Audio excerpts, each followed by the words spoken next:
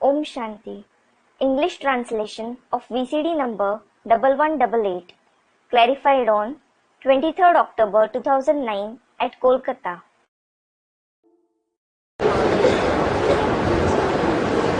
Om Shanti. Om Shanti. आज का रात्रि क्लास है 4/9/68। Today's night class is dated 4/9/1968. बच्चों को समाचार सुनाया, बच्चों को बहलाया। The children were given the news. The children were amused. फिर तुमको कहेंगे भाइयों को व बहनों को बहलाया। Then it will be said to you, the brothers and sisters were amused. यहाँ जो आते हैं समझते हैं हम बाप के पास जाते हैं। Those who come here think we go close to the Father. और बाप भी समझते हैं कि बच्चे आते हैं। And the Father also understands that the children come here. इसको कहेंगे fatherly love. This will be called fatherly love. और कोई भी जगह ऐसा लव नहीं हो सकता। You can't find such love anywhere else. मनुष्यों ने भगवान वाच सुना है। People have heard Bhagwanu Vach. तो मनुष्यों को समझना चाहिए So they should understand कि भगवान परम पिता है तो हम बालक हैं। when God is the Supreme Father, we are His children. शरीर का तो बाप होता ही है, There is certainly a Father of the body. बाकी आत्माएं पारलौकिक बाप को याद करती है। As for the rest, the souls remember the Parlaukic Father. और सभी आत्माओं का एक ही बाप है। In addition, all the souls have the same Father. कैसे? How? जो भी मनुष्य मात्र की आत्माएं हैं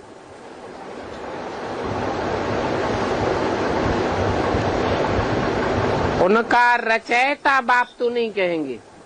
He definitely won't be called the Creator Father of all the human souls. क्यों नहीं कहेंगे? Why won't He be called that? क्योंकि आत्मा रची नहीं जाती है। It is because a soul isn't created. आत्मा तो अनादि अविनाशी है। The soul is certainly eternal and imperishable. परंतु आत्मा अपने स्वरूप को भूल जाती है। However, the soul forgets its form. इसलिए सभी आत्माओं को अपने स्वरूप की याद दिलाने से, स्मृति दिलाने से वो सभी आत्माओं का बाप है। This is why, as He reminds all the souls their form, as He makes them aware of it, He is their Father. और वो बेहद का बाप हो गया, जिससे बेहद सुख शांति का वर्षा मिलता है। And He is the unlimited Father from whom you receive the inheritance of the unlimited happiness and peace. और भगवान बाप तो नई दुनिया स्वर्ग का रचयिता है। And God the Father is in fact the creator of the new world, heaven. आत्माओं को नहीं रचता है। He doesn't create the souls. और रचयिता भी तब बनता है जब कोई साकार मुकर्रर रथ में प्रवेश करे। In addition, he becomes the creator only when he enters a corporeal being, the permanent chariot.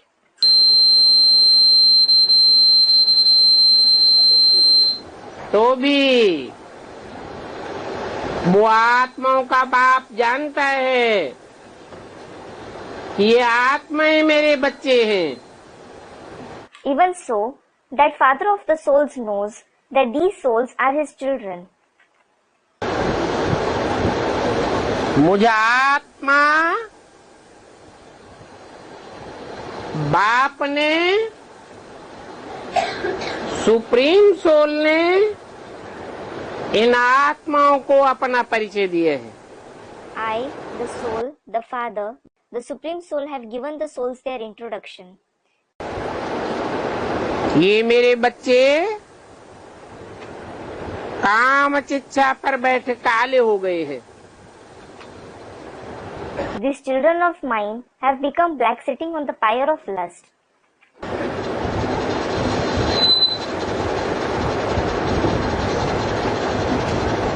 फिर अभी इनको ज्ञान चिच्छा पर बिठाए गोरा बनाता हूँ। Then now I make them fair, sitting them on the pyre of knowledge. ये ज्ञान चिता है ना? This is the pyre of knowledge, isn't it? ये बातें साधु संत आदि कोई नहीं बता सकते।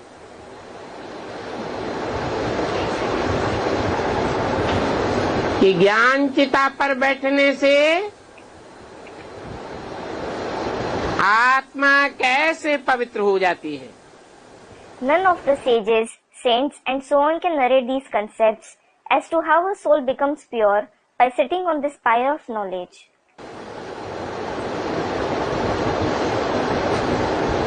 और ये बातें कोई बच्चे भी नहीं कह सकते। In addition, none of the children can narrate these concepts either. ये प्रजापिता ब्रह्मा है। This is Prajapita Brahma. ये भी अडॉप्टेड बाप है। He is also the adopted father. Supreme soul बाप ने इस सृष्टि पर आकर के इस मनुष्य सृष्टि के बाप को अडॉप्ट किया। The Supreme Soul Father has come to this world and has adopted the father of this human world.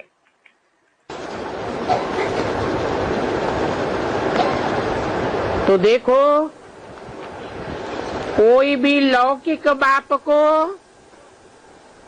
Prajapita नहीं कहेंगे। So look, none of the Lokik fathers will be called Prajapita. लौकिक बाप लौकिक बच्चों की पैदाइश करता है। The Lokik father procreates the Lokik children. ये अलौकिक बाप है। This is the Alokik father. Brahma Prajapita Brahma है ना? He is Brahma, Prajapita Brahma, isn't he? इतनी ढेर प्रजा है तो जरूर एडॉप्शन होगी। When he has so many subjects, it will certainly be an adoption. ये बातें बड़ी समझने की हैं। These are great concepts to be understood. और ये योग और ज्ञान भी सहज है। In addition, this yoga as well as knowledge is easy. सभी स्टूडेंट अपने टीचर को जानते हैं कि टीचर हमको पढ़ा रहे हैं। All the students know their teacher, thinking the teacher is teaching us. और तुम तो जानते हो कि ये एक ही शरीर है, एक ही मुकर्रर रथ है, जिसमें वो बाप और टीचर और सदगुरु तीनों पार्ट बजाते हैं। And you certainly know that this is the only body, the only permanent chariot in which he plays all the three parts, the Father, the Teacher and the Sadguru. ऐसा दुनिया में कोई पार्टधारी नहीं होता जिसको सुप्रीम फादर, सुप्रीम टीचर अथवा सदगुरु कहा जाए। There isn't any other actor in the world who would be called the Supreme Father, the Supreme Teacher or the Sadguru. उसको सुप्रीम कहो, परम पिता कहो, बात तो एक ही हो जाती है। Whether you call him the Supreme Father or the Param Pita, it is the same thing. ये तो जानते हो ना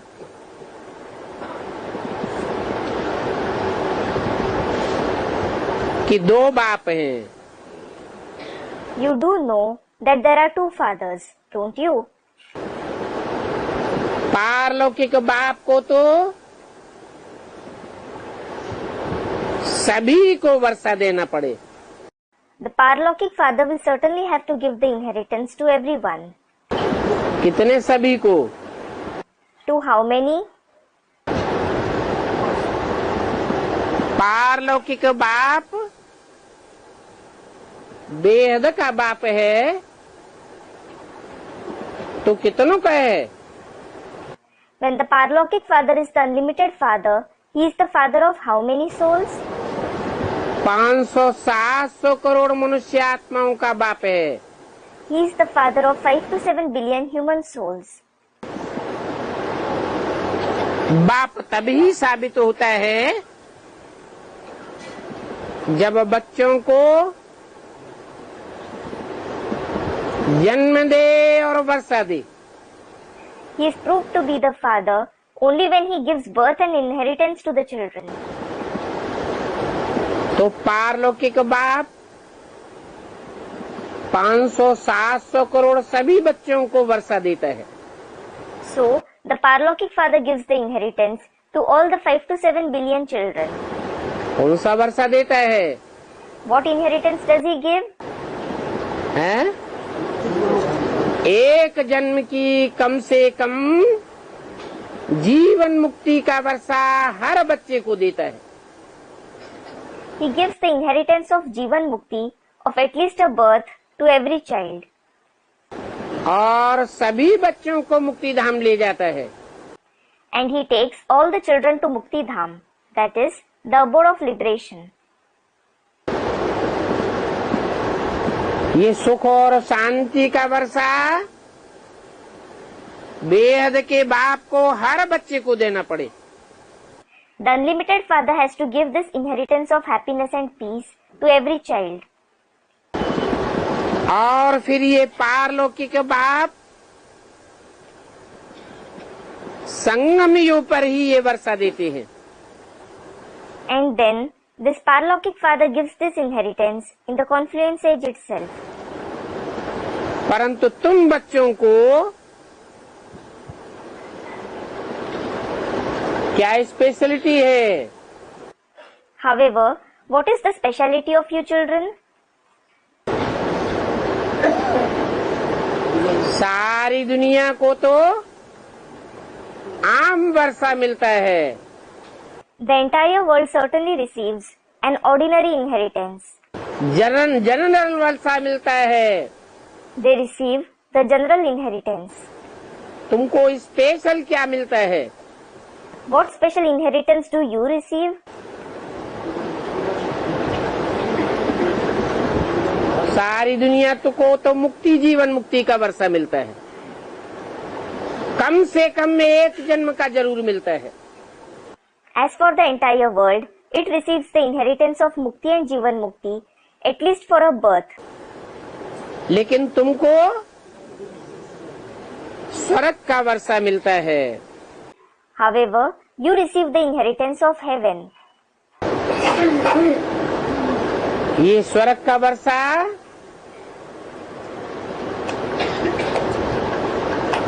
स्वस्थिति में सदैव स्थित रहने वाला बाप ही देते हैं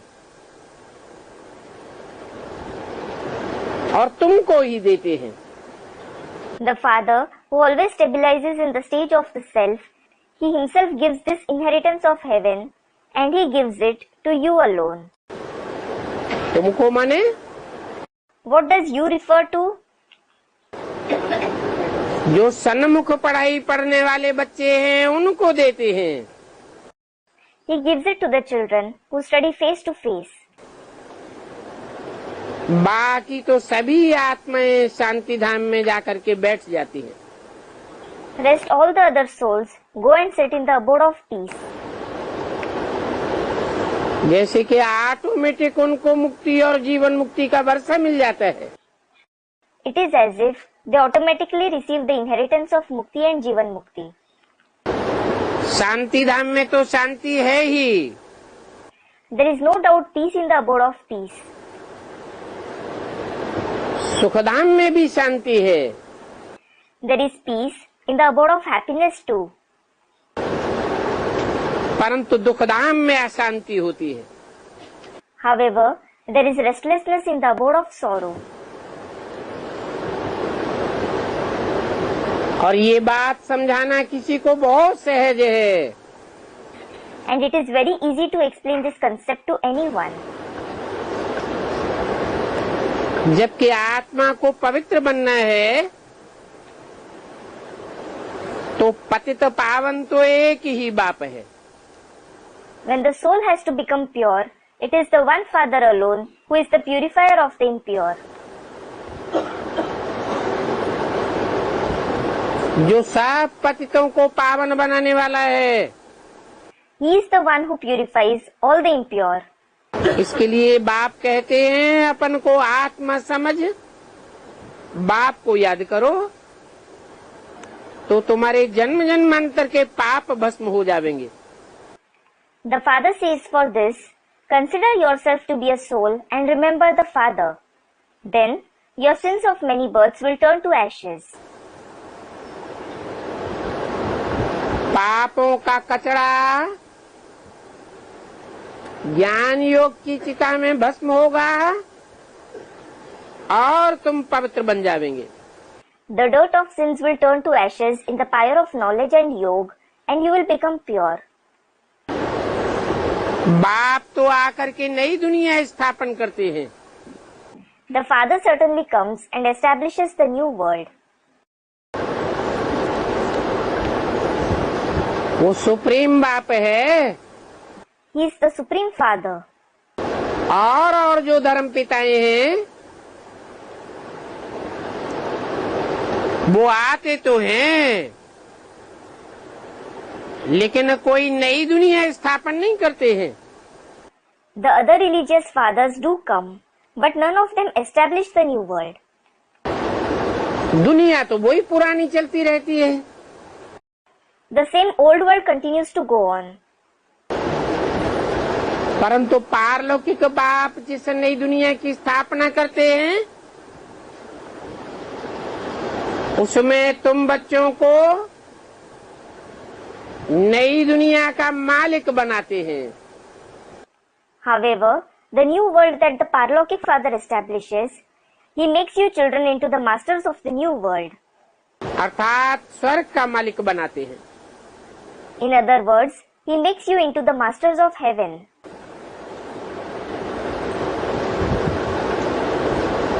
सबको नहीं बनाते। He doesn't make everyone into that.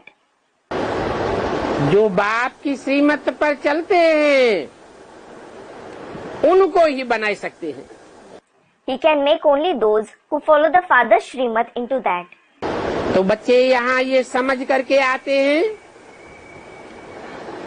कि हम बेहद के बाप के पास जाते हैं। So, the children come here thinking, we go to the unlimited Father. हम कोई हद के बाप के पास नहीं जाते हैं। We don't go to some limited Father. बेहद के बाप के पास बेहद का वर्षा लेने जाते हैं।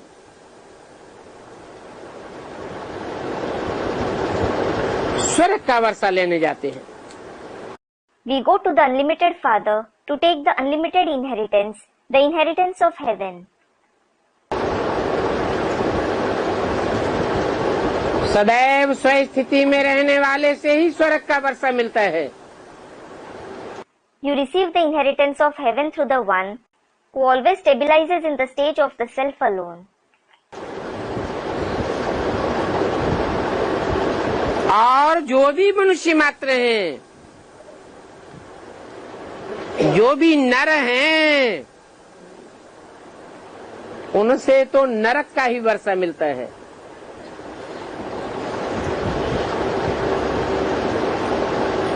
तो तुम बच्चों को स्वर्ग का वर्षा लेना है तो दैवी गुण भी धारण करने पड़े।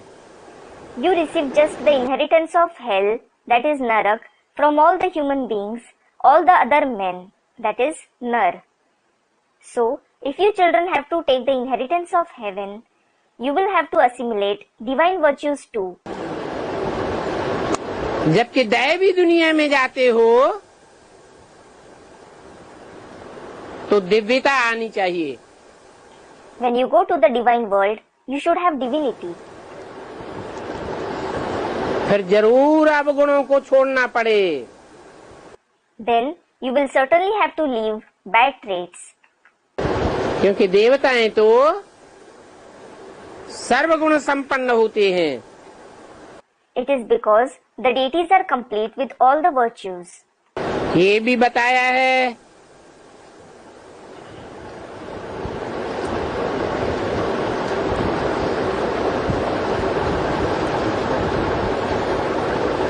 कि मतें कितनी प्रकार की होती हैं। It was also said how many kinds of opinions there are.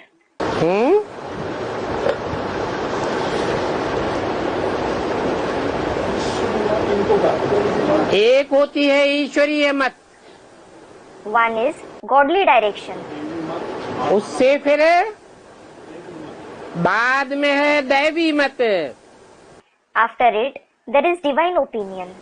तीसरी है मनुष्य मत और चौथी है आसुरी मत। The third one is human opinion and the fourth one is demonic opinion. ईश्वरीय मत सिर्फ संगम युग पर ही मिलती है। You receive godly direction just in the confluence age. न सतयुग में, न त्रेता में, न द्वापर में, न कलयुग में।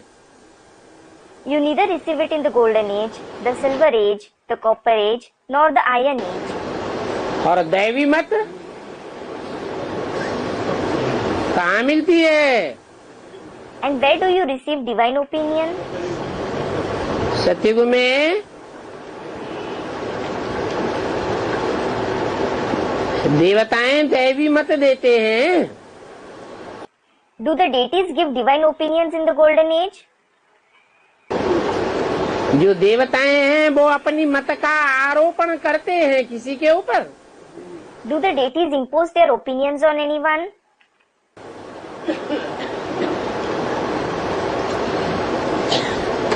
हाँ, ये समझते हैं मैं आत्मा हूँ।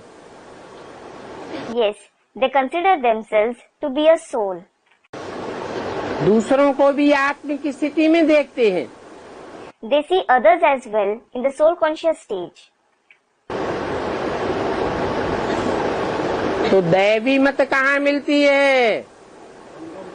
Then, where do you receive divine opinions? संगम युग पर ही जो आत्माएं दिव्य गुण धारण करने वाली बनती जाती हैं, उन आत्माओं से दैवी मत मिलती है। In the confluence age itself, you receive divine opinions through the souls who continue to become the ones who assimilate divine virtues. अभी ब्राह्मण बच्चों को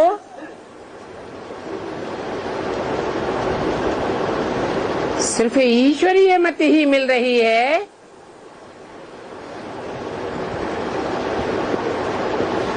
या दैवी मत भी मिलती है? Now, are the Brahmin children receiving just godly opinions or do they receive divine opinions as well?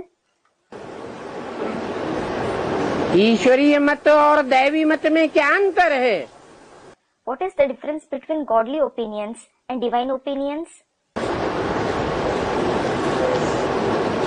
अरे देवता होगा तो दिव्य गुण की मत देगा।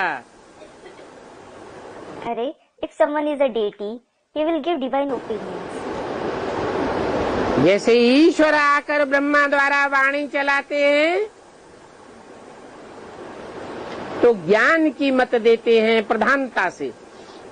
Just as when God comes and narrates the Vani through Brahma, he mainly narrates the directions of knowledge. ज्ञान का सागर है। He is the ocean of knowledge. परंतु ब्रह्मा की आत्मा गुलजार दादी के द्वारा आसुरी मत तो नहीं देती है। Well, Brahma's soul doesn't give demoniac opinions through Dadi Gulzar. नरक बनाने वाली नारकीय मत नहीं देती है। He certainly doesn't give hellish opinions that make hell. जो भी वाणी चलती है वो वाणी ईश्वर की वाणी के पैरेलल है। The Vani that is narrated is parallel to God's Vani. कोई भी बात का काट करने वाली नहीं है। It doesn't contradict any point. फिर भी अंतर क्या है? कुछ अंतर है जिसे हम अव्यक्त वाणी कहते हैं। Still, what is the difference? Is there any difference in what we call Avyakta Vani? अव्यक्त वाणी दिव्य गुणों की धारणाओं की वाणी है। Avyakta Vani is the Vani that helps in the assimilation of divine virtues. Divya गुणों की शिक्षा देवता ही दे सकता है। A deity alone can teach divine virtues.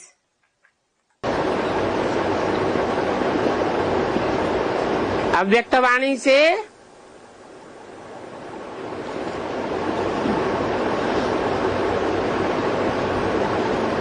सारे षष्टि चक्र का ज्ञान नहीं मिलता। You don't receive the knowledge of the entire world cycle from the Avyakta Vanis. ज्ञान के नए नए पॉइंट्स नहीं निकलेंगे। New points of knowledge won't emerge from them. लेकिन दिव्य गुणों का भंडार जरूर मिलता है। However, you certainly find the store of divine virtues. तो संगम युग में सब प्रकार की मतें मिलती है। So, you receive all kinds of opinions in the confluence age. ईश्वरीय मत भी मिलती है, दैवी मत भी मिलती है, मानव मत भी मिलती है और आसुरी मत भी मिलती है। You receive godly, divine, human as well as demoniac opinions. सभी मतों का संगम हो जाता है। There is the confluence of all the opinions. परंतु ईश्वर बाप के जो पहलौटी के बच्चे हैं वो हंस वृत्ति के हैं। However, the firstborn children of God the Father are the ones with the nature like that of swans. वो ईश्वरीय मत को ही उठाते हैं।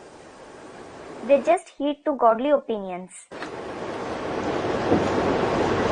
और ईश्वर आया है देवता बनाने के लिए। In addition, God has come to make them into deities. इसलिए दैवी मत को भी उठाते हैं। So, they heed to divine opinions too. बाकी मानव मत और आसुरी मत को त्याग देते हैं। As for the rest, they renounce human and demoniac opinions. तुम जानते हो कि सिर्फ दैवी मत से तुम देवता नहीं बनते हो। You know, you don't become deities just through divine opinions. कैसे बनते हो? Through what do you become that? ईश्वरीय मत से तुम देवता बनते हो। You become that through godly directions. परंतु बाप कहते हैं तुम्हारा प्रवृत्ति मार्ग है। However, the father says, yours is the pravritti marg. तुमको माता पिता दोनों से शिक्षा मिलती है। You are taught both by the mother and the father. तुम्हारी शिक्षा भी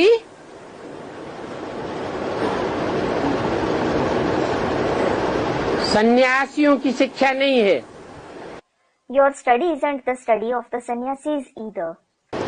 इसलिए बाप बोलते हैं माता की भी बात माननी चाहिए। This is why the father says, you should listen to the mother's words too.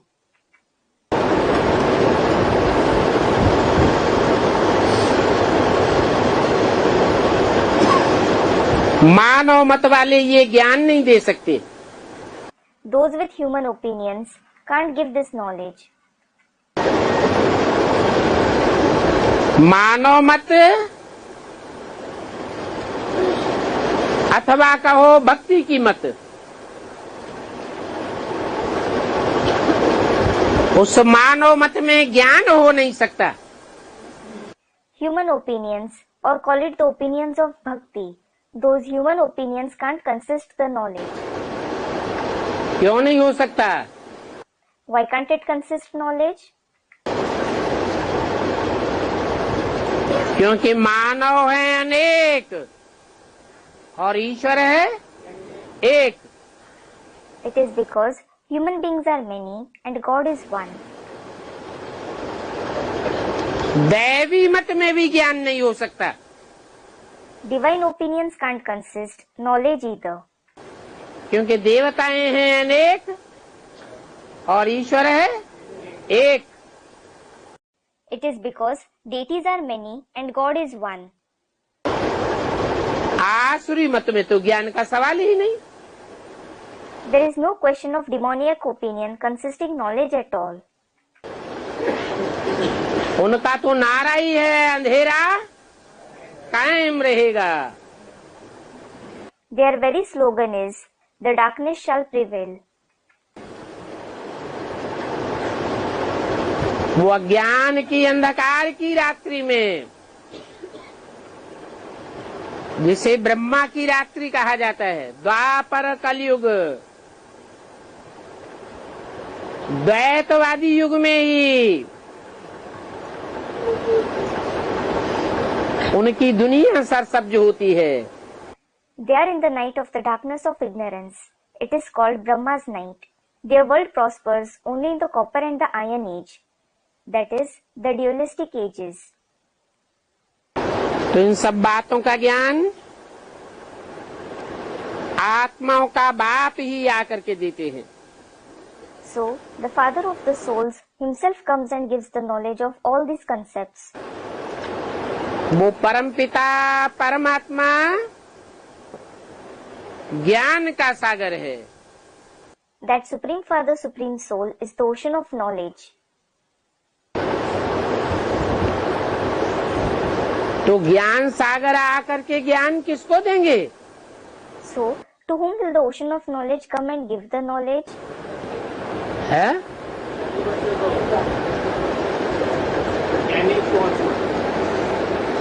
ज्ञान सागर का ज्ञान आत्माओं को देंगे, देह अभिमानियों को नहीं देंगे। Student, to the knowledgeable souls. The knowledge of the ocean of the knowledge will be given to the souls, not to the body conscious ones. क्योंकि वो बेहद की आत्माओं का बाप है। It is because he is the unlimited father of the souls. और जब आते हैं तो आत्मिक स्थिति वालों से ही बात करते हैं। And when he comes, he speaks only to those with the soul conscious stage. देह अभिमानियों से बात भी नहीं कर सकते हैं। He can't even speak to the body conscious ones. बच्चों को कहते हैं कि मुझ बाप को निरंतर याद करो। He tells the children, remember me, the father continuously. तुम्हारी याद का ये लक्ष्य है। This is the aim of your remembrance. क्या? What? ऐसी याद की पराकाष्ठा प्राप्त करनी है कि याद में अंतर न पड़ने पावे। You have to reach such zenith of remembrance that there isn't any interruption in it. तो ऐसी याद जब तुम्हारी टिक जावेगी तो उस तीव्र याद की अग्नि में तुम्हारे जन्म जन्मांतर के पाप cut जावेंगे। So, when you stabilize in such remembrance, your sins of many births will be burnt in that intense fire of remembrance. नहीं तो थोड़ा बाप को याद किया, थोड़ा पापात्माओं को याद किया, थोड़ा आसुरी आत्माओं को याद किया तो पाप बढ़ेंगे या घटेंगे? Otherwise, if you remember the father a bit, the sinful souls a bit, and the demoniac souls a bit, will your sins increase or decrease? संग का रंग लग जाता है You are colored by their company. और संग का रंग लगने से 100 गुना पाप वृद्धि को पाता है। And your sins increase 100-folds by being colored by their company. तो योग की अग्नि तीव्र चाहिए। So, it is necessary that the fire of yoga is intense. जैसे सोना साधारण अग्नि में पिघलता भी नहीं है तो खाद भी दूर नहीं होती। For example, gold doesn't even melt in moderate fire. Then, its impurities don't get separated either. तीव्र अग्नि होती है तो सोने से खाद निकल करके अलग हो जाती है। When the fire is intense, the impurities get separated from it. तो ऐसी याद की यात्रा से अपना कल्याण करो। So, benefit yourselves through the journey of such remembrance. बाकी से एक जन्म में आगे चल करके क्या क्या होता है वो तो देखा जाएगा। As for the rest, in this one birth, we shall look into whatever happens in the future. जन्म जन्मांतर के पाप का बोझा सिर पर है, वो बोझा तो हल्का करो। At least lighten the burden of sins of many births that you have on your head. ये समझने की बड़ी सहज बात है। This is a very easy concept to understand.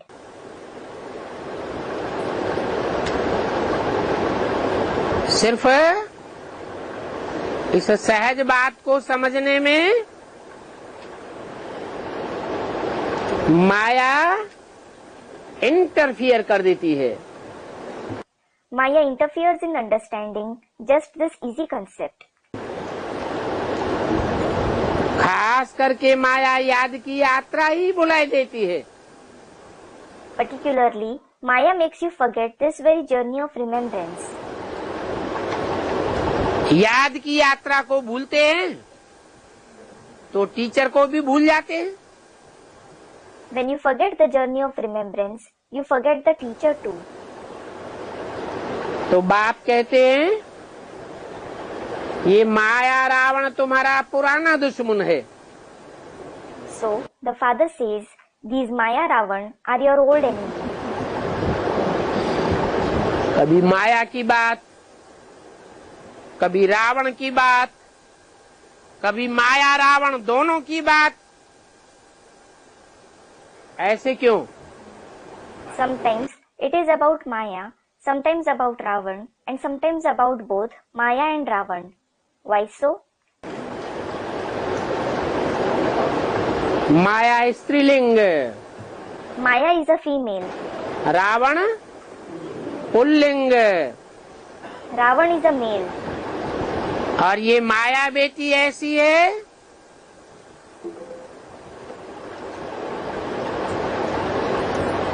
जो मायावी होने के कारण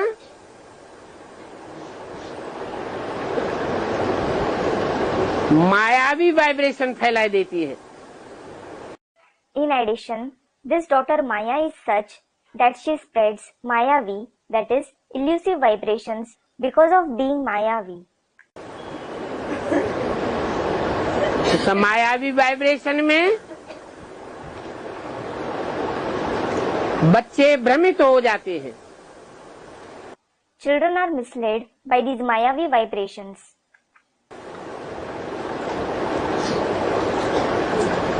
बेटी है या कुछ और है,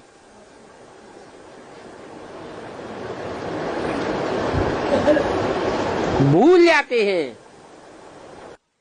They forget whether she is a daughter or something else.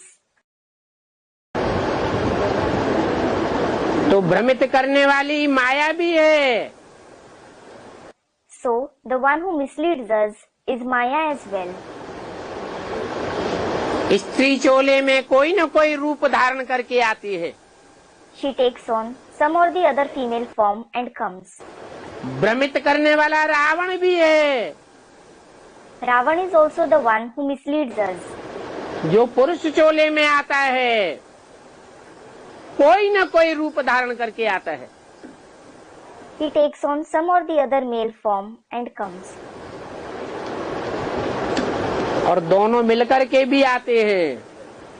And sometimes both of them come together too.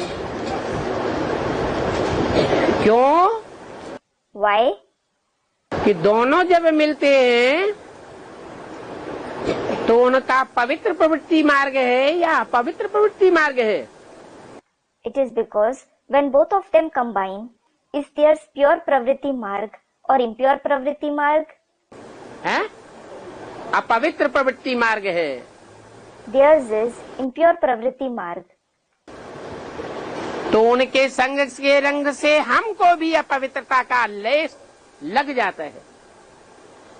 So, we are also blemished by impurity because of the color of their company. तो बाप कहते हैं ये रावण तुम्हारा पुराना दुश्मन है। So, the father says, this Ravan is your old enemy. कितना पुराना है? How old is he? 2500 साल से पुरानी दुश्मनी है। Your enmity with him is 2500 years ago. कोई नया दुश्मन होता है, Someone is a new enemy. कोई पीढ़ी दर पीढ़ी पुरानी दुश्मनी चली आती है। And there is also some historical enmity continuing for many generations. तो उसे बहुत खतरनाक समझते हैं। Then they are considered to be very dangerous enemies. इसलिए ये दुश्मनी भी 4 अवस्थाओं में पसार होती है। This is why this enmity also passes through 4 stages. दुनिया की हर चीज 4 अवस्थाओं से पसार होती है। Everything of the world passes through 4 stages. ये रावण की दुश्मनी भी द्वापर के आदि में सतो प्रधान, बाद में सतो सामान्य, फिर रजो प्रधान और अब This enmity of Ravan was also Sato Pradhan in the beginning of the Copper Age, Sato Samanya later, then Rajo Pradhan, and now अब तमो प्रधान दुश्मनी हो चुकी है। it has become Tamo Pradhan enmity. जब आती के दुश्मन बन जाते हैं तो प्राणों के गाहक बन जाते हैं। When they become sworn enemies, they become deadly enemies. कितना पुराना दुश्मन, He is such an old enemy. बहुत तमो प्रधान बनते हैं कोई बहुत दुख देते हैं तो फिर उनका पुतला बना करके जलाते हैं। When someone becomes very tamopradhan or gives a lot of sorrow, people make his effigy and burn it. भक्ति मार्ग में भक्त समझते हैं ये परंपरा से रावण जलाते आते हैं। In the path of bhakti, the devotees think that Ravan has been burnt as a tradition. परंतु नहीं, However, no. द्वापर में रावण नहीं जलाया जाता था।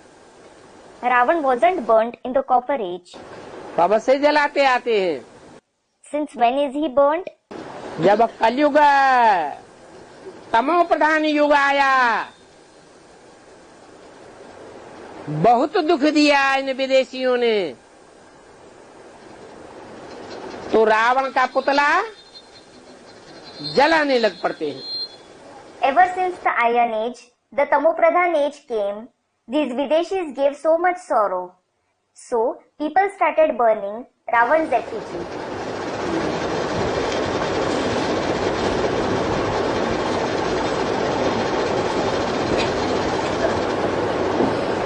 जलाते तो हैं पुतले को, They do burn his effigy. परंतु वह रावण कौन है?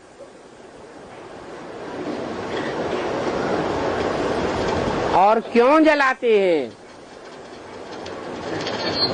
ये कुछ भी नहीं जानते।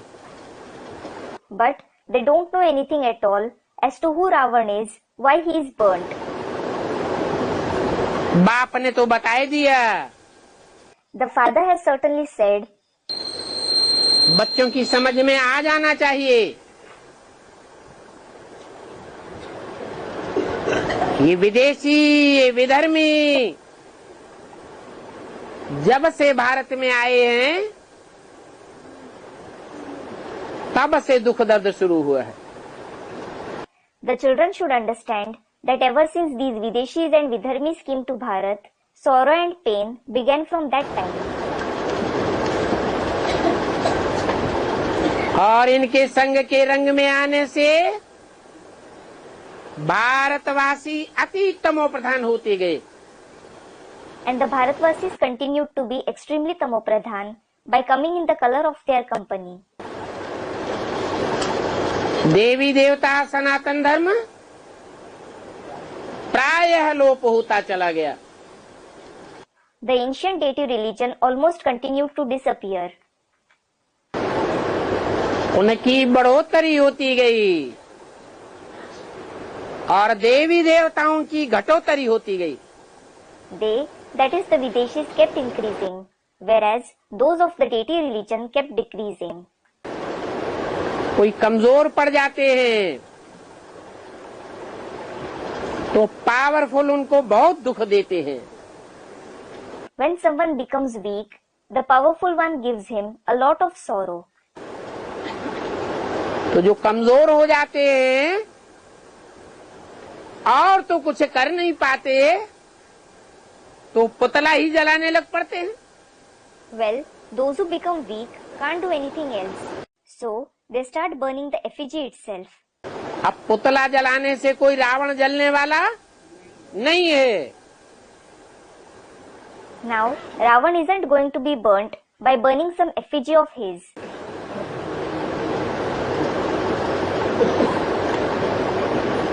तो बच्चों की बुद्धि में ये भी आना चाहिए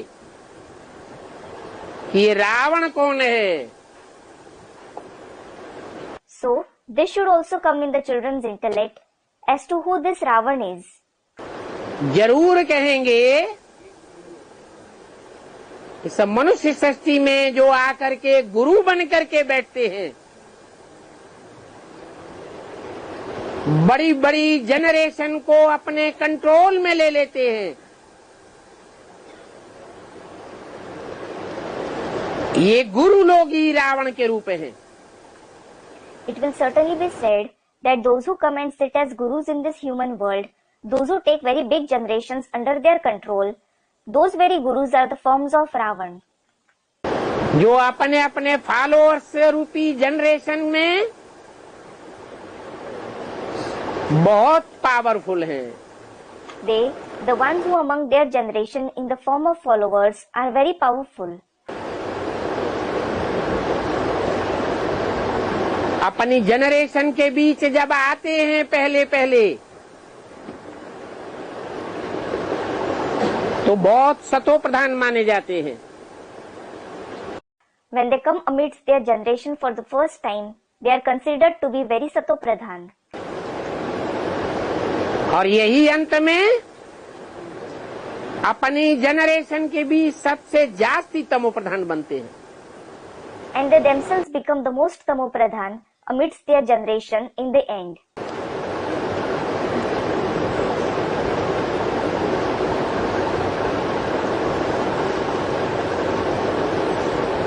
भक्ति मार्ग में तो ढेर की ढेर सामग्री बनाई दी है. They have certainly made many paraphernalia in the path of bhakti.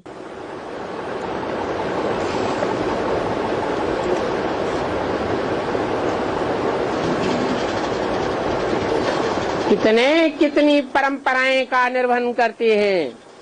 They follow so many traditions. ये सारी की सारी भक्ति मार्ग की सामग्री कोई काम की नहीं है. All these paraphernalia of the path of bhakti is of no use. बाप समझाते हैं, मीठे बच्चे, इन आंखों से जो भी भक्ति मार्ग का पसारा देखते हो, पाम्प एंड शो देखते हो, ये सब भूल जाओ और एक बाप को याद करो. The father explains, sweet children, forget all the expansion, the pomp and show of the path of bhakti that you see through these eyes, and remember the one father. माया तो जरूर बिघन डालेगी. Maya will certainly cause obstacles. तुमको याद करने नहीं देगी. She won't let you remember him. परंतु ये माया कागज का शेर है. However, this Maya is a paper lion. इससे डरना नहीं है. You needn't be afraid of her. और डर करके कर्मेंद्रियों से कोई विकर्म भी नहीं करना है. In addition, you shouldn't be afraid of her and perform any vikarm through your karmendriya either. तुम अभी पुराने राज्य में हो. Now, you are in the old kingdom. तमो प्रधान राज्य में हो. You are in the Tamopradhan kingdom. ये राज्य कोई सतो प्रधान राज्य नहीं है. This kingdom isn't some Satopradhan kingdom. यथा राजा तथा सारी प्रजा तमो प्रधान है. As is the king, so all the subjects are Tamopradhan. ये बेहद की बात है. This is an unlimited concept. जब नई दुनिया में तुम्हारा राज्य था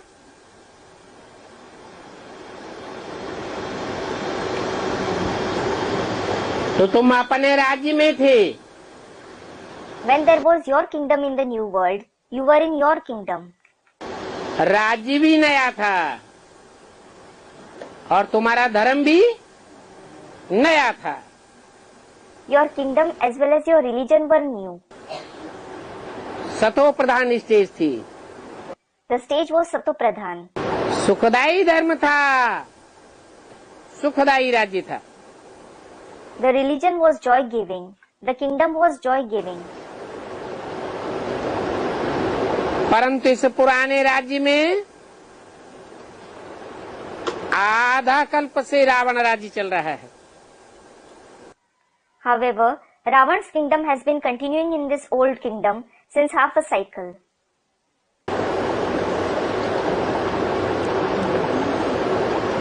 ये रावण का राज्य है. This is Ravan's kingdom. ये कोई तुम्हारा राज्य नहीं है. This isn't your kingdom. Ravan भी बनाते हैं और विष्णु का चित्र भी दिखाते हैं. They make Ravans and also show Vishnu's picture. अंतर क्या दिखाते हैं? What is the difference shown? Ravan के चित्र में और विष्णु के चित्र में खास अंतर क्या है? What is the main difference between Ravan's and Vishnu's picture?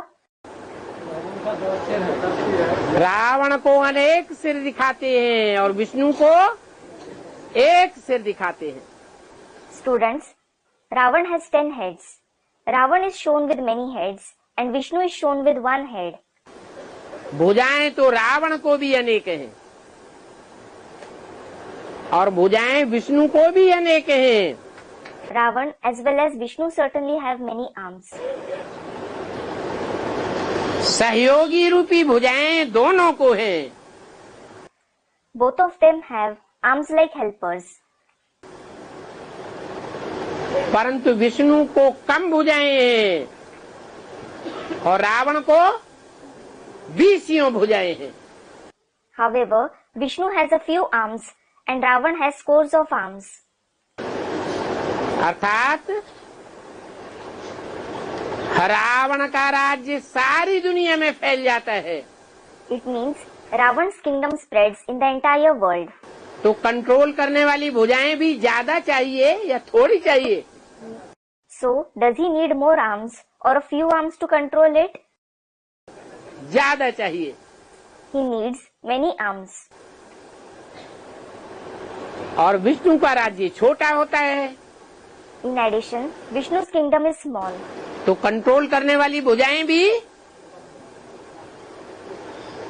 जो राज्याधिकारी हैं वो भी थोड़े चाहिए। So, just a few arms, royal officers who control it are needed. ये रावण राज्य की भुजाएं और विष्णु राज्य की भुजाएं, इन दोनों का फाउंडेशन कहाँ पड़ता है? Where is the foundation of the arms of both Ravan's and Vishnu's kingdom laid? है संगम युग पर फाउंडेशन पड़ता है। The foundation is laid in the confluence age. संगम युग पर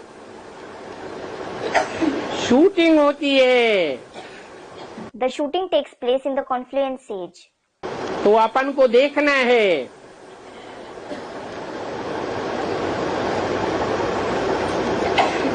कि हम रावण के सहयोगी हैं या राम संप्रदाय के सहयोगी हैं। So, you have to check yourselves whether you are the helpers of Ravan or the helpers of Ram's community. परंतु बच्चे समझते नहीं हैं। However, the children don't understand it. इतना तो जानते हो, सतयुग में रावण राज्य होता ही नहीं है। You do know this much that there isn't Ravan's kingdom in the golden age at all. क्यों? Why? क्योंकि सत्य युग में तो सत्य ही सत्य है। It is because there is truth and only truth in the golden age. झूठ का नाम निशान होता ही नहीं। There isn't the name or trace of falsity at all. सत्य एक होता है और झूठ अनेक प्रकार का होता है। Truth is one and falsity are of many kinds. तो बहुत सहज बातें हैं जो तुम अभी समझ सकते हो। So, these are very easy concepts that you can understand now. और ये बातें कोई और समझा भी नहीं सकता है कि सच्चखंड क्या है और झूठ खंड क्या है। In addition, no one else can explain these concepts as to what Sachkhand and Jhootkhand are.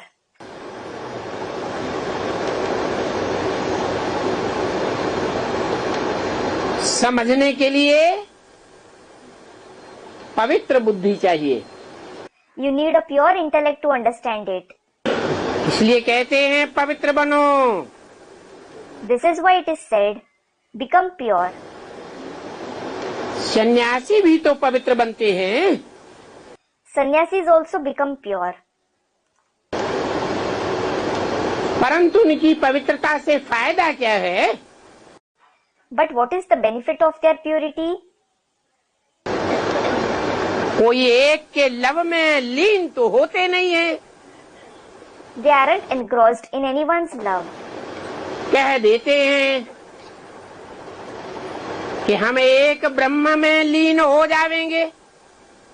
They do say we will merge in the one Brahma. परंतु ब्रह्म को जानते हैं क्या? However, do they know Brahma? न ब्रह्म को जानते हैं न ब्रह्मलोक को जानते हैं। They neither know Brahma nor Brahmalok, that is the supreme abode. कह देते हैं परम ब्रह्म, परम ब्रह्म को भी नहीं जानते। They say Param Brahma, but they don't know him either. जब जानते ही नहीं तो लव में लीन कैसे हो सकते? When they don't even know him, how can they be engrossed in his love? किसी के प्यार में लीन तो तब ही हुआ जा सकता है जब उसकी पहचान हो। Someone can be engrossed in another's love only when you know him. इसलिए कोई भी ब्रह्मलोक में वापस नहीं जा सकते। This is why no one can go back to Brahmalok. नाम रखाए लेते हैं ब्रह्मलीन स्वामी। They give names to themselves like Brahmalin Swami. ऐसे तो चाहे सन्यासी हो, चाहे देव आत्माएं हो,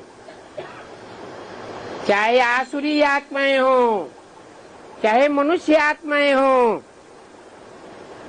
सभी आत्माएं अविनाशी हैं। As such, whether someone is a sannyasi, a deity soul, a demoniac soul, or a human soul, all the souls are imperishable.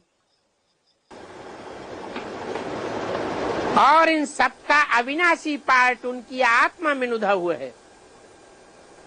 And the imperishable part of all of them is recorded in their soul.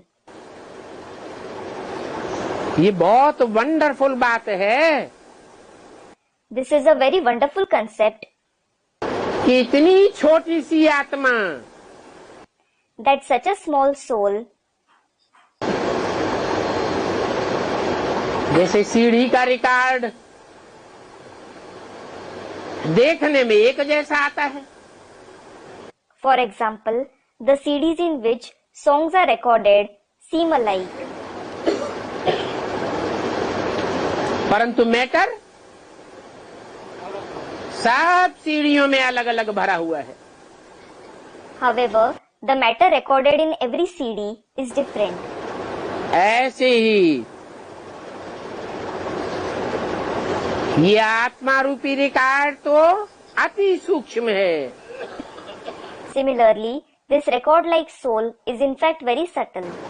इतना सूक्ष्म कि इन आंखों से देखने में भी नहीं आता। It is so subtle that it isn't even visible to these eyes. सिर्फ समझा जाता है कि आत्मा अति सूक्ष्म ज्योति बिंदु रिकॉर्ड है। It is just understood that the soul is very subtle point of light record.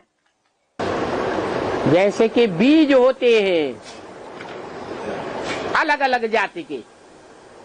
For example, there are seeds of different kinds. एक बीज के संस्कार दूसरे बीज के संस्कार से कभी नहीं मिलेंगे। The sanskars of a seed will never match the sanskars of another seed. एक बड़ा बैग भरा हुआ एक जाति के बीजों को जमीन में बोया जाता है तो कोई दो दाने ऐसे होते हैं जिनमें समान रूप से पौधा निकले। If a big bag full of the seeds of the same kind are sown in a land, are there any two seeds which grow the same quantity of crops?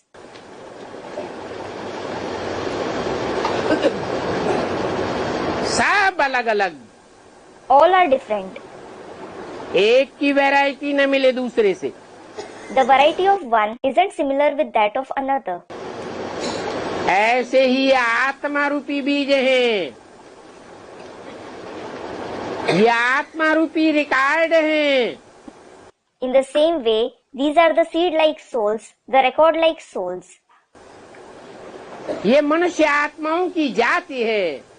This is the kind of human souls. जाति एक ही है, परंतु उनमें संस्कार part अलग अलग भरे हुए हैं। Their kind is the same, but there are different sanskars and parts recorded in them. और फिर इतनी छोटी सी आत्मा जन्म जन्मांतर पार्ट बजाती है, कल्प कल्पांतर पार्ट बजाती है। In addition, such a small soul plays part for many births, many cycles. तो जो दुनियावी रिकॉर्ड होते हैं और ये जो आत्मा रूपी रिकॉर्ड है, उनमें खास अंतर क्या है? So, what is the main difference between the worldly records and these record-like souls? हाँ, वो रिकॉर्ड विनाशी है और ये रिकॉर्ड अविनाशी है। Students, the worldly records get scratched. Yes, those records are perishable and this record is imperishable. ये कभी भी घिसता ही नहीं। It never gets scratched. कितनी वंडरफुल बात है। It is such a wonderful concept. ये रिकॉर्ड आत्मा रूपी फॉर एवर रिपीट होता रहता है। This soul in the form of record repeats forever. No end. It has no end. इसका ना आदि है और ना अंत है। It neither has a beginning nor an end.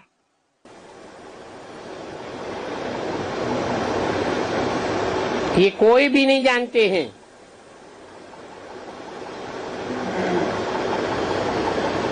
ये आत्मा रूपी रिकॉर्ड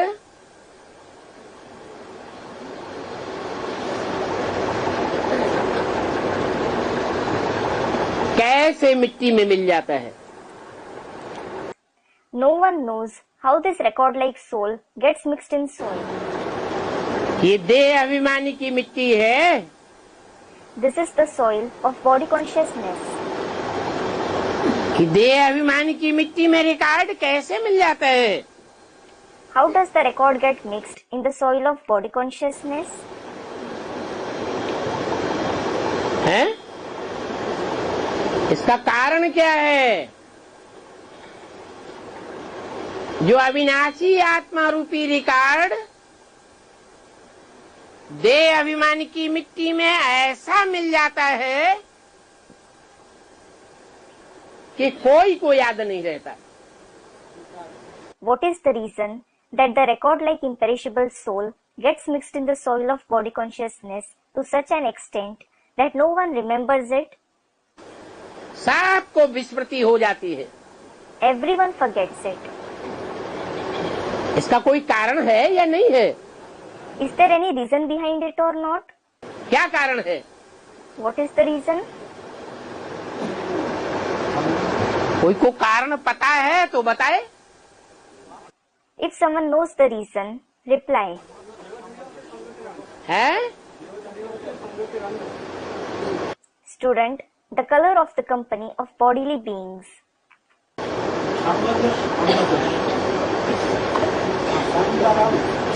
अरे आत्मा रूपी रिकॉर्ड है, आत्मा की स्मृति है। वो देह अभिमानी की मिट्टी में मिलकर के खलास हो गया। Array, the record-like soul, the awareness of the soul got mixed in the soil of body consciousness and is destroyed. स्मृति मात्र भी नहीं रही। It didn't even have his awareness. इसका मूल कारण है कि बाप को ही भूल गए। The main reason behind this is that they forgot the very father. और अब बाप की स्मृति रहती तो अपनी आत्मा रूपी रिकॉर्ड की भी स्मृति रहती। Had they had the awareness of their father, they would have had the awareness of their record-like soul as well. बाप को ही पत्थर ठिक्कर भित्तर में मिलाई दिया। They have mixed the father himself in stones, thicker and bittar. बाप का लिंग ही पत्थर का बनाई दिया। They have made the father's ling of stone. मिट्टी का बनाने लग पड़े। They started to make it of mud.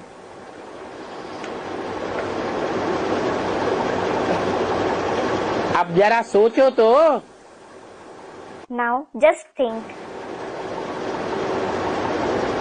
कि 500-700 करोड़ आत्मा रूपी बच्चों के बीच में आत्मिक स्थिति का पुरुषार्थ करने वाला 100% स्टेज को पहले पहले धारण करने वाला कौन? among the 5 to 7 billion souls in the form of children, who is the one who makes the Purusharth of soul consciousness and attains 100% stage first of all? है? बाप The father. और उसको ही भूल जाए?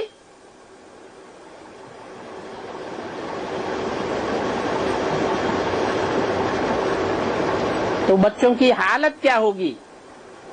And what will be the children's condition if they forget him alone? ऐसे नहीं है कि बाप को भूलने से सभी बच्चे बाप को भूल गए तो बाप कोई मिट्टी में मिल जाता है। It isn't that by forgetting the father, when all the children forget him, he is mixed in soil. नहीं, No, ये तो आत्मा रूपी बैटरीज हैं। they are certainly batteries like souls. कोई छोटी बैटरी और कोई बड़ी battery. Some are small batteries and some are big batteries. कोई बैटरी छोटी देखने में आती है लेकिन उसमें पावर बहुत भरी हुई होती है। Some battery seems small, but it is filled with much power. इसका प्रूफ है आज की दुनिया में बटन बैटरी मिलती है। Its proof is a button battery is available in today's world. कोई बहुत पावरफुल हो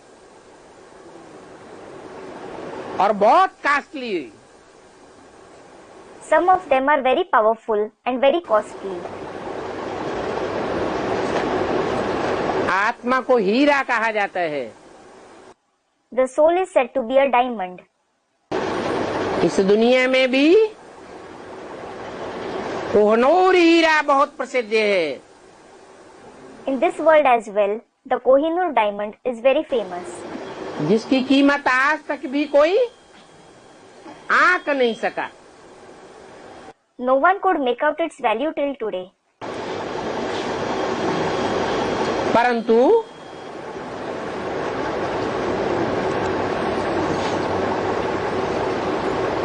हीरे में चारों ओर से मिट्टी लिपट जाए, मिट्टी से आवृत हो जाए, तो क्या उसकी कीमत घट जाती है? However, even if a diamond is covered with soil all around it, if it is covered with soil, does its value decrease?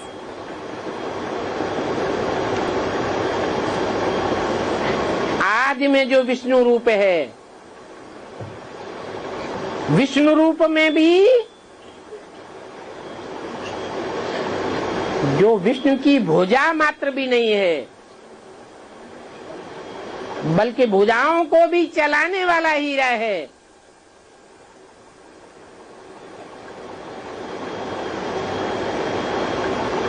वो विष्णु की स्टेज को धारण करने वाला आदि में विष्णु, कौन सी आदि? Students, no. The one who is the form of Vishnu in the beginning, the one who isn't just Vishnu's arm in it, but the diamond who controls even the arms, that one who attains that stage is Vishnu in the beginning. Which beginning? सृष्टि के आदि में विष्णु, तो अंत में भी क्या होगा? He is Vishnu in the beginning of the world. So, what will he be in the end as well? है? अंत में भी विष्णु रूप में होगा।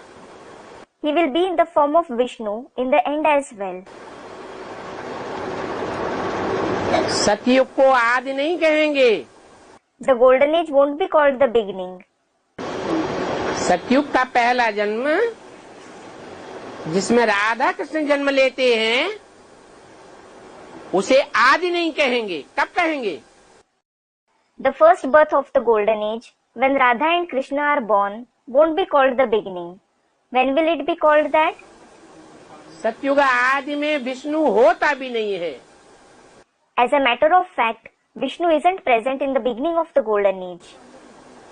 ये ब्रह्मा विष्णु शंकर, ये कहाँ की यादगार है? Where are these Brahma, Vishnu and Shankar, the Yadgar of? संगम युग की यादगार है। They are the Yadgar of the confluence age. संगम युग में पहली पारिवारिक इकाई जो बनती है, उसमें वो चार आत्माएं जो भुजाओं के रूप में, सहयोगी के रूप में दिखाई गई हैं, वो विष्णु के रूप में पार्ट बजाने वाली जो प्रमुख आत्मा है, जो चारों भुजाओं को चलाने वाली है,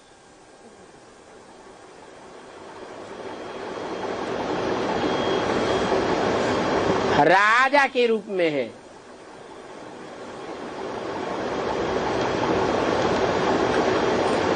वो नई सृष्टि का आदि करने वाली आत्मा है।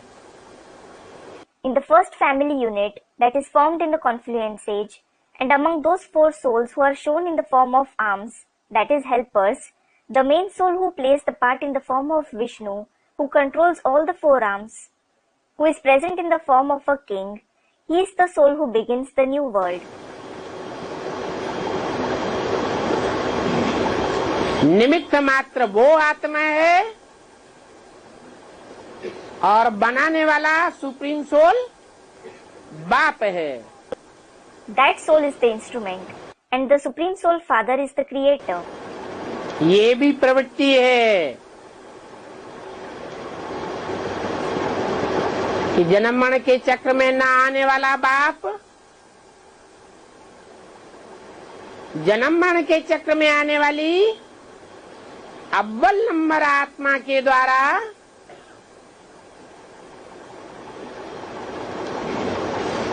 वो पार्ट नूद कराने के निमित्त बनती है। This is also a pravritti that the father who doesn't come in the cycle of birth and death becomes the instrument of recording that part through the number one soul who comes in the cycle of birth and death.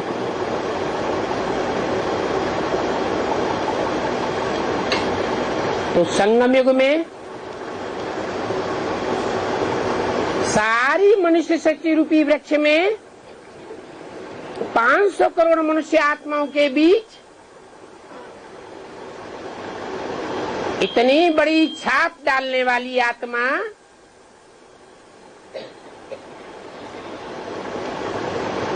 वो याद तो रहनी चाहिए। So, you should certainly remember the soul who has such a great impression on the entire human world tree, on the 5 to 7 billion souls in the confluence age. परंतु रावण राज्य की बलिहारी है, माया की बलिहारी है कि ऐसे बाप को भी माया रावण भुलाए देता है। However, thanks to Ravan's kingdom and Maya, that they make you forget even such a father. माया रावण खुद भी खाक हो जाता है। क्या? रावण को जलाते हैं तो क्या हो जाता है? Maya Ravan themselves become soil. What? What happens when you burn Ravan? खाक हो जाता है, राख हो जाता है। He turns into soil, ashes. और राख मिट्टी में मिल जाती है। And ashes are mixed in soil. तो बाप कहते हैं कि बाप को भूलने के कारण सब भारतवासी मिट्टी में मिल गए हैं। So, the father says, all the Bharatvasis have mixed in soil because of forgetting the father. कौन सी मिट्टी? Which soil? देह अभिमान की मिट्टी में मिल गए हैं। They have mixed in the soil of body consciousness. और अगर थोड़ा बहुत रह भी गए हैं, And even if some are left, क्योंकि अभी भी देवी देवता सनातन धर्म बरकरार है, कहीं न कहीं या लोप हो गया है। it is because is the ancient deity religion intact at some places even now, or has it disappeared? अभी भी कुछ न कुछ बरकरार है। It is intact at some places even now. Bharat में ऐसे कोई न कोई कहीं न कहीं परिवार हैं जहां मुखिया राजा के रूप में माना जाता है। There are some of such families somewhere or the other in Bharat where the head is considered to be like a king. Family का कोई भी सदस्य उसकी अवहेलना नहीं कर सकता। None of the family members can disobey him. पूरा परिवार संगठित होकर के रहता है। The entire family stays united. इसलिए कहा कि ऐसा समय भी आवेगा इस महाविनाश काल में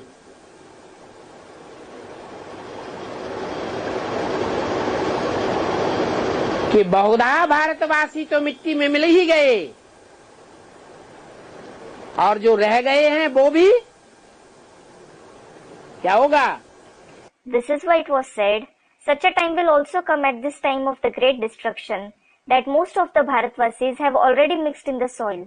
And what will also happen to those who are left? हैं? वो भी मिट्टी में मिल जाएंगे। They will also get mixed in the soil.